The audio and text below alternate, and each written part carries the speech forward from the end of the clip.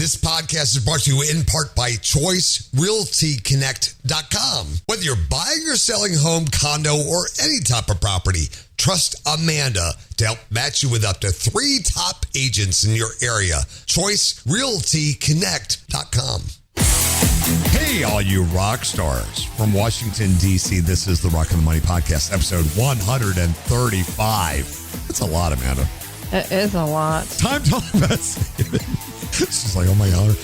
Time to talk about saving, investing, and protecting all those hard-earned monies. We're here to coach you along that path to retirement and financial independence. I'm Craig, your certified master financial coach. Along with Amanda, she is a corporate in-house lawyer and real estate referral agent. And we're grateful you joined us. Check Facebook at facebook.com/rockonthemoney or the website at rockonthemoney.com. I was going to run out of music there because we kind of were celebrating 135 for no reason. Hi, girl. What's up, girl? How you doing? Good. No, not much going on here. You like my pictures of the cicadas?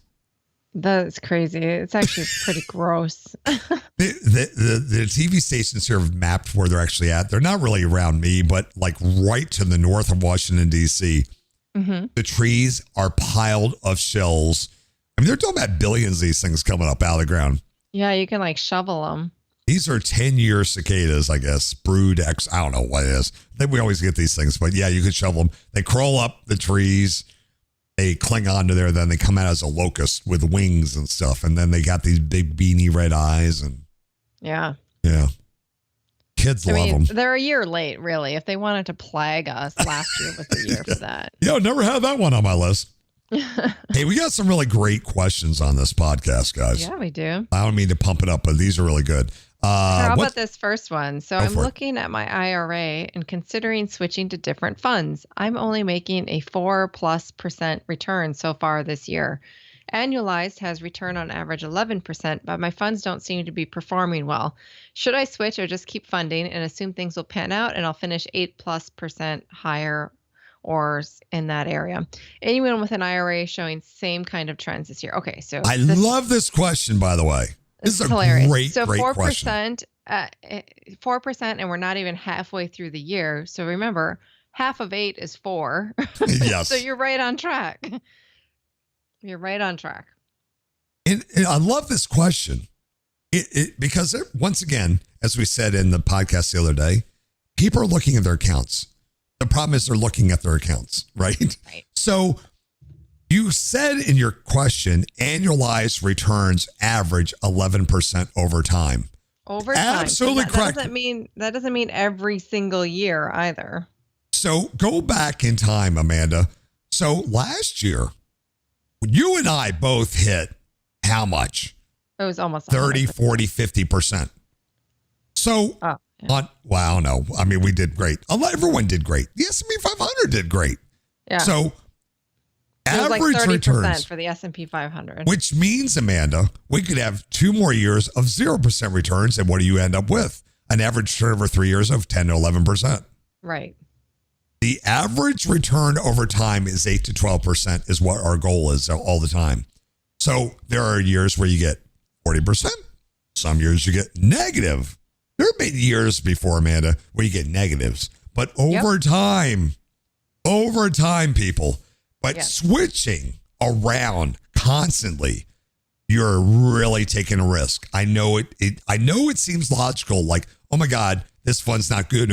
I need to jump. The problem is your value, you didn't lose money. You only lose when you cash out. Right. When you move it around and you should be dumping money into your funds when they're down because it will actually propel you faster. That's how I did it after the big crash in 2008. I sucked it up after 2 weeks of being nauseated with no sleep. And I remember. And so I literally contacted HR and I doubled my deposits out of my paycheck. I look back at that time and over that whole recovery, if you look at the graph over the next, how many years? 8, 9 years of that constant growth because I bought so cheap. I got beat down just like everybody else, but I increased my deposits. And oh my God, I leapfrogged. So, you want your funds no, we don't want our funds to go down. If your funds are down, you're already in good funds. You already studied. You're in good funds that work over time again. You want to increase your deposits if possible because that's your chance. Because and that's you are right on track is what I want to emphasize. Like Absolutely. 4+% means you're more than on track for the year. And they said their average return is 11%. Oh my God, that's amazing. Yeah. You know what that means? And the rule is 72s? They're doubling their money every 7 years. That's amazing. Mm-hmm. Over time, you're doubling your money over time every 6 years, 7 years. The rule of 72s, guys, is you take your average return, divide it into 72. It tells you on average how many years it takes to double your current balance if you did nothing else. You are doing great. You are in the correct funds. I could not even recommend them to change. Whatever they have, that's fine with me. So you're fine. Relax. Stop looking at your funds. Stop watching CNBC. Question number 2, Amanda. Question 2. I have a 401k at work and now can open a Roth. Should I? And if I do, how much should I put in each of them? The company will match up to 6%. There you go. Here's some confusion again. It's likely not 2 different accounts with your company. It just means they're giving you the option to designate which part of your contribution will be pre-tax versus post-tax. Yeah. So your Roth is what you want to have. We do 100% Roth. Your company match, when they match you that 6%, that will actually be traditional pre-tax money. Mm-hmm. So that money, so people that want to have both kinds, if you have a company match, that is your other contribution. That will be your traditional money. Okay. So your Roth might, when you deposit, you want to do 100% Roth. So your if you can. Mm-hmm. Right. So here's the thing about. Unless it's going to put your income limit above making you eligible to do a Roth IRA. There you go. So here's the thing about your 401k at work. I don't know where you work at. Typically, this is in general. Smaller companies don't have good 401ks. Larger companies have great 401ks. Smaller companies have higher fees if you work for a smaller employer. So I don't know how high your fees are with your 401k. So in general, if you work for, if you don't have a great 401k, you give up to the match first. Get that company match. Then you go over and open up a Roth IRA if you're qualified. Open up the IRA, max that out to $6,000. Then you come back and finish your 401k and max that out for the year over a 12-month period. That's the order of investing. If you're in a good 401k, which I've been fortunate to be in a good 401k, I max that out first, then do the Roth IRA.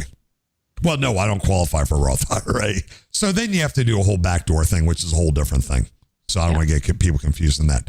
But you do if you have a good 401k, you max out your 401k, then you open up the IRA. The goal is every year, Amanda, is to max out both an IRA and your 401k. Then you go do other investings, like if you want to do your Bitcoins or whatever you want to do. That's when you do all that. And I'm not going to tell people not to do that stuff. I know people want to. You do that after you do your basics. You got to do all your retirement accounts first. There you go. Anything you want to add on that? No, I think that's perfect. All right. Question 3. Are you changing your investment strategy with inflation now in play or for at least the next 6 to 12 months? I think you're going to impose a rule on me where I'm not allowed to include the inflation questions. I might. She does not allow me to do stock questions in our podcast. So, but Amanda, specific single stocks, yes. The problem, Amanda, is this: people are like freaking out. They're watching the news too much. Yeah. And we've answered this question before. Number one, inflation's already here. I don't know if you've noticed. I want people to start giving me real life examples of what exactly they're worried is inflating. Yeah, and what are they worried of? Like, your investments don't change. So here's another. Let me change this question up a little bit. Well, let me just answer the question with one word. Go ahead. No. Okay, perfect. No, I am not changing. So there's another. Oh, actually, it's come up after the break. I'm not going to go into after the break. There's another question about this in a different way, and that's why I want to bring in. But no, we don't change our strategy whatsoever. We answered this in the last podcast.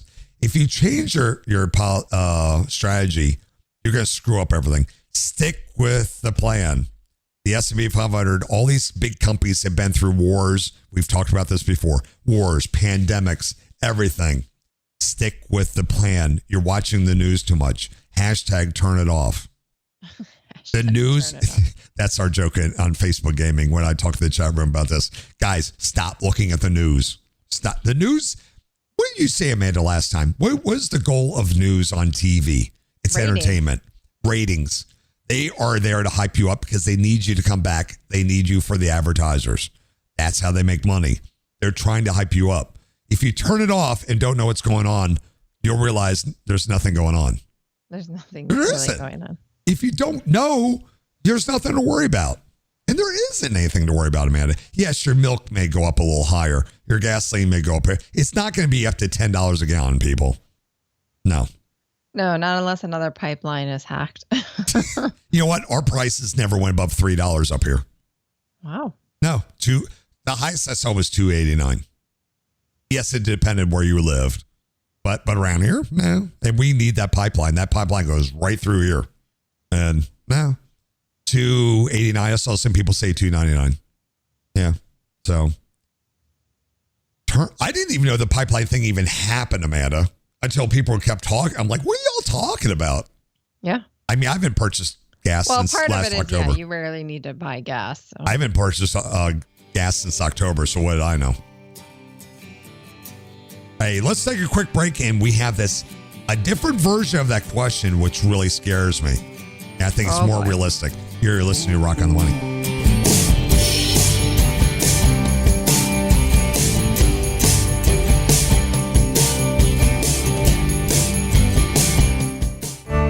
Hey there, rock stars. Amanda here with ChoiceRealtyConnect.com. Are you about to sell your home or excited to buy your first or next home? I'll be honored to help you find an expert to work with you in your local area. At ChoiceRealtyConnect.com, I'll help match you with up to 3 qualified licensed agents that specialize in your specific market. Choice Realty Connect serves every zip code in all 50 states with a network of 15,000 top-rated agents that are ranked within the top 5% for sales. Whether you're selling or looking for a condo, new construction, retreat, vacation property, or you're a first-time home buyer, let me connect you with the perfect top agent today. ChoiceRealtyConnect.com. The choice is yours. Amanda Braun is a Florida licensed real estate with a brokerage, Realty Connect. Rockland, USA.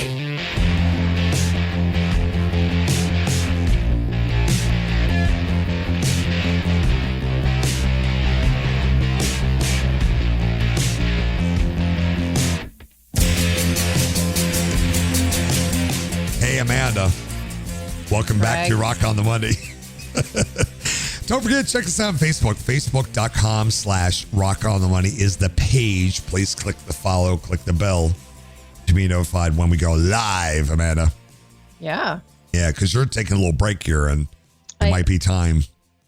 Well, I'm probably already on my break by the time people hear this recording. That's right. Yes, good point. Yeah, we're going to be doing live. And so I'm going to do a one topic every time. And then you can ask questions as well with a live studio audience. It won't be a lot of people, but I think I have the visuals ready to go. Oh. Well, the big thing is I had to my internet was having a lot of problems. That's corrected.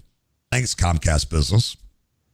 Did you know Comcast Business and Xfinity are not the same company? I did not. I learned so much about internet in homes over the last couple of weeks that the Xfinity people, even though it's technically under Comcast, you guys, if you have that like I did, you're nobody.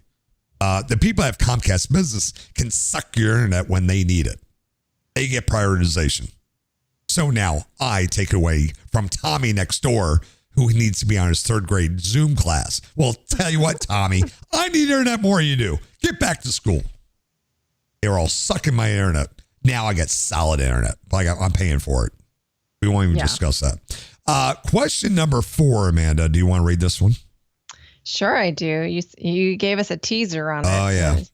My Roth 401k is currently set to 90% stocks and 10% bonds. With the lower rate of growth and inflation eating at the growth of the bonds, should I even bother with that 10% or make it 100% stocks and 0% bonds? Yes. Oh, I like this question. Yes. The short answer is yes, yes, yes. Yes. But let's get into what's really going on here. Finally, a knowledgeable question about inflation. It was actually a very good question. It was a detail that you want, Amanda.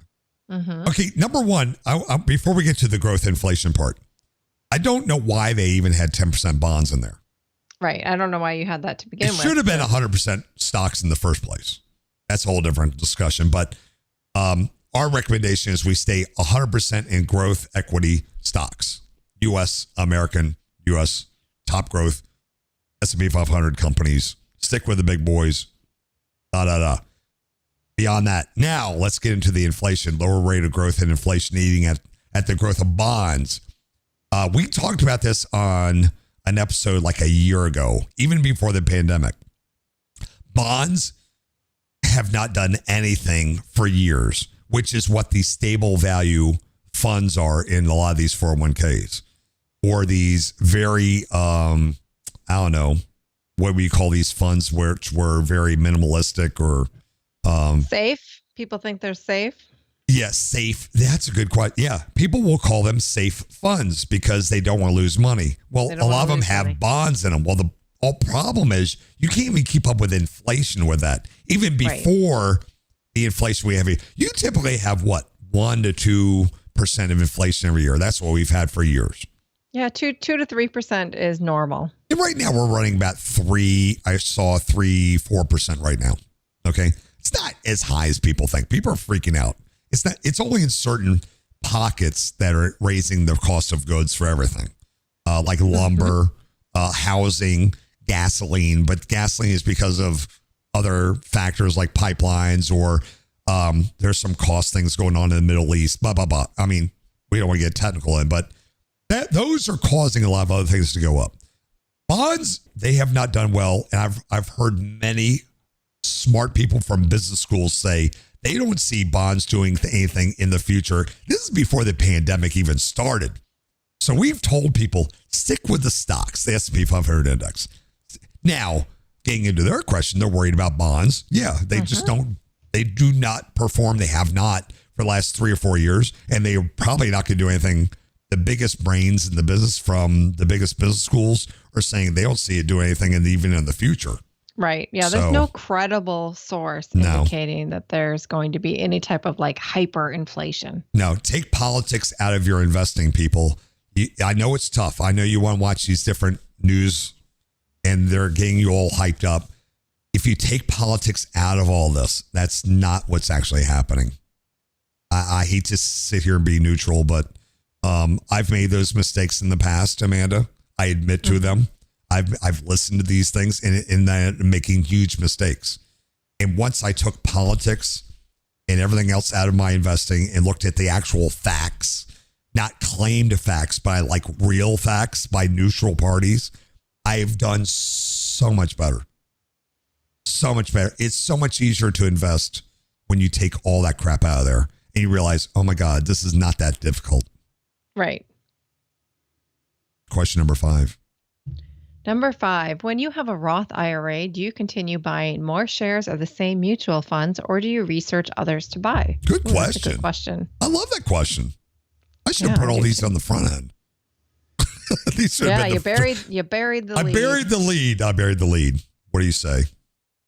So in my Roth IRA, it's kind of a mix. Sometimes if I feel really strongly that I've got a winner, I might wait until the price is down on that and buy some more. And other times I'm like, yeah, you know what? I feel like finding something new. So it's more of a how am I feeling type of move. But I do the research each time. I mentioned on the last podcast that I finally purchased a different kind of technology index fund. I like technology index funds. XOK has been a favorite. It's a favorite for a lot of people because it's low cost. For the first time, I did my IRA with the VGT. I meant to look it up and tell everybody what it was. VGT, which is the Vanguard Information Technology ETF. It's an ETF, also a mutual fund. I look for funds that will outperform the S&P 500. That is our standard coaching. The basic is your S&P 500 index fund and anything that can beat it on a short, medium, and long term. And the technology index funds typically do that, Amanda. Right. Yeah. So yeah, I know they're all down right now, which is the reason why I bought into another one. I mean, I could have put it into XLK, which I already have. I said, oh, let's try another one. And the cost, because it's a Vanguard fund, is super low. It's like 0.12 or something like that. It's not. It's very low cost, and it's Vanguard. So, at the end of the day, Amanda, it's the same companies: Apple, Amazon, right? It's Microsoft. just a slightly different balance of those. Yeah, and they do include companies. some different ones, and actually sometimes it outperforms XLK, but they're all about the same. But so it kind of goes into their question. Just do some research, but it should beat the S&P 500. If you're not doing that, you should just do the S&P 500 index because it's literally a no-cost fund. Literally, no cost. No cost. No fees. Why are you paying 0.6% to a fund that came and beat a simple index fund of the best of America, the 500 biggest, best companies of America, and they reindex that all the time? You can't go against that. That is your baseline. And 70% of the funds cannot even do it. The fund managers try their best, and they can't do it. So, question number 6, Amanda. Number 6, last question. So many people are putting pressure on me to buy a home right now, and that if I don't, prices are just going to go higher and higher, and I'll regret it if I wait a year to do so. I only have $30,000 to put down, and some are saying to at least use it to buy a condo so that way I can pay something off while I save for a home instead of just paying rent. I am super torn. Advice. That's for you, Amanda. Yeah, so I don't think anyone has a crystal ball. People are panicking because of what they're seeing right now, and what people panic because of what they see now and what they've seen over the past year, but that doesn't necessarily mean that that's what's going to happen in the next year. This past year was unprecedented in terms of all of the conditions of the market. Right. I don't think we're heading into another pandemic. I could be wrong. So I think that you just need to do what feels right for you. The fact that you're torn tells me you're not completely ready for the buy, because if you're ready for the buy, you feel ready for the buy. Here's 2 things. Amanda, if I go down to the dealership right now, and I'm looking at an F-150 pickup truck, and I post a picture on Facebook right now and say, guys, I'm looking at this truck. I don't know if I should buy it or not. What do you think I should do? What do you think 90% of people are going to tell me to do? Buy it, because it's not their money. They're going to say, oh, yeah, because it's not their money. They're like, yeah, buy it. Oh, man, you're going to love it. Yeah, buy that $90,000 pickup truck. Right. Yeah, it's not their money. Don't let them make you make that decision. Yeah, exactly. And number 2, my other question, they're coming. I've been watching a lot of these live streamers. They're on like all day, but they're financial guys, like these stock guys. I just enjoy listening to them as I'm working. You know how many of these people that make good money don't own the house? They rent.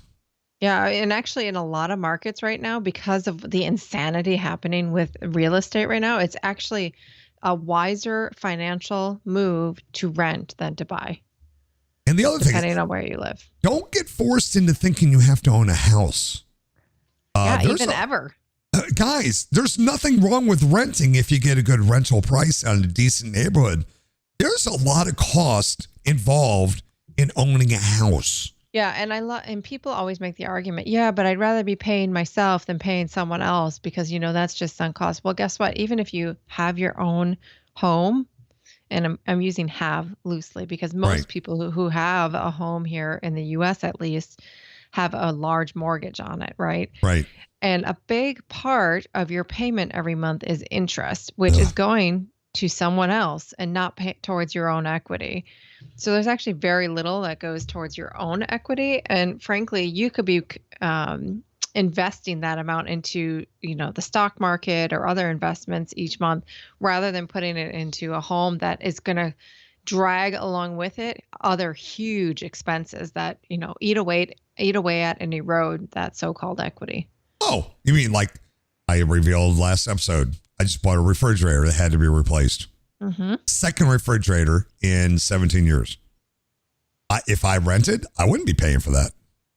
Right. $2,600 all of my appliances in the last 2 years.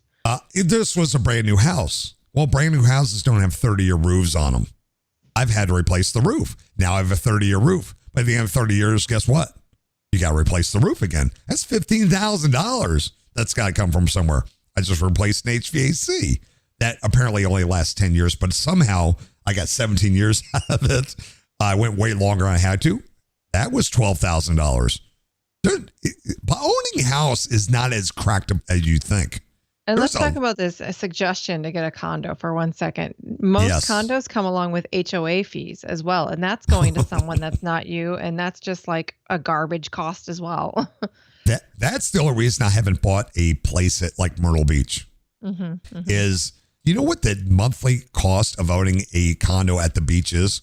I would guess between $700 and $800 a month for HOA. Oh yeah, $7,000 to $1,000. I'm like, and then I found out from friends in the fire department who have done this, they can assess you at any time. These guys have been hit with a $10,000 bill. You have to pay it. Yep. Because they have to replace the roof. So everybody in the building, $10,000 assessment this year. On top of, so all of a sudden you got to come up with $10,000. On top of the $800 a month, you're already paying for that, plus the $500 or $600 a month you're putting in interest. So that's like $1,300 right there. And if you were renting it, that would have been the cost of rent. So people need to really run the numbers and not fall for this myth that if you own, you automatically are building equity and paying yourself versus other people, because there are plenty of other people you're still paying. If you follow our plans with the baby steps, Amanda, the ultimate goal is to own your house. No payments. That's baby step 6. When you get to that point, it's no big deal. Oh, I got to replace my roof this year? Oh, okay. Which is cheaper than all the payments I would have done on the house. Then it's not a big deal. The goal is to not have any debt whatsoever. Debt-free, fully debt-free, including the mortgage. That's what the baby steps gets you to. And that's your goal, to live like what? No one else? And not many people make that port. But if you can, that's what you're trying to get to. So you're not renting, whatever. You don't want to have any payments. You want a credit score literally of 0. 0. Which means you're not using any credit whatsoever. Everything's cash. Life is awesome. Yeah, but that was a great question. I think it's really important that you listen to yourself and not other people, because they're not the ones who are going to be making the monthly payment. They're torn because they're not happy about buying a house either, because people are telling them to spend money. Like I said, if I went down there to the Ford dealership, which I would probably not do, but if I did, I'll post a picture because I see people do that. Everyone on Facebook will tell me 99%, yeah, buy it. Yeah, because it's not their money. Yeah, they don't have to make the payment. Yeah, it's not you. And they don't know your financial situation. You're fine just renting, especially right now. Great questions, Amanda. I buried the leads of 3 questions. Yeah, you did. I was thinking about taking these questions and posting them as separate questions and then post them on Facebook so they're little daily nuggets. Do it. Yep. Along with all my other projects I'm supposed to be doing. I was just going to say, you keep making these promises to us and then we get nothing. We need an intern. All right. Thank you very much, Amanda. That was a great show. Thank you for all your advice. You can find Amanda on Instagram and Twitter at Agile Amanda. And you can find me on all of your favorite social media platforms at Rockland USA. Don't forget to check out the website and subscribe to the podcast. All the links are right there on the front page, rockonthemoney.com. Please subscribe and leave comments to our podcast on Apple, Google, Spotify, or even your favorite app that you got right there on your phone. Those help us out a lot. If you're ever looking for a specific topic or content that we've produced over time, just go to the website and in the search bar, just type in your topic, be it 401k, stimulus check, or anything, and everything comes right up for you. We have so much gratitude that you've taken the time out of your day to listen to our podcast while you're walking, driving, traveling, or whatever you're doing. Please send us an email. Let us know how you're doing out there. Podcast at rocklandusa.com. So long, everybody. Thank you very much again. We'll see you again next time. Rockland USA. All opinions expressed by the host are solely their own and do not reflect the views of any company, affiliates, or advertisers. Investments or strategies mentioned in the show may not be suitable for you. Before acting on any information in the show, you should consider whether it is suitable for your particular circumstances and strongly consider seeking advice from your own financial or investment advisor.